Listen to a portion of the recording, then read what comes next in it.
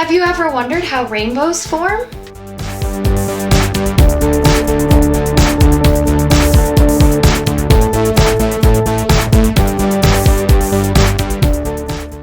Hi everyone, it's Princess Physics, and today we're going to learn about how rainbows are formed. They're everywhere. You can see them when the sun breaks through the clouds on a rainy day. You can see them in a collection of water droplets from a sprinkler in the summer. And sometimes, when you're lucky, you can even see a double rainbow. All rainbows have one thing in common. You have to be at the right place at the right time to see them. So, how do rainbows form?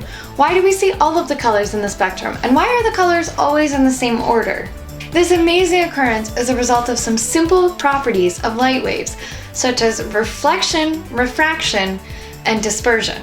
You've probably heard of reflection before. It's when a beam of light encounters a surface between two different mediums, and instead of passing through the medium, it reflects off of the surface and comes back towards the way it was originally traveling.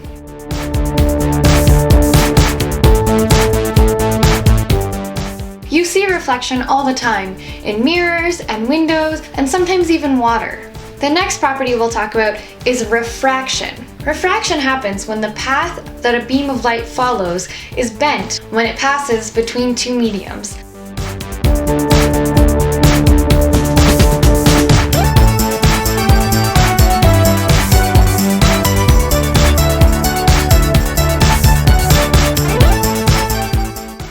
Now the last one, dispersion, is a little bit more complicated.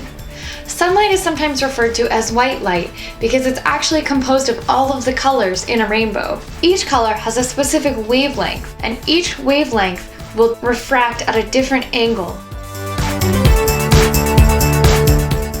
This is called dispersion because the white light is dispersed into a spectrum of colors.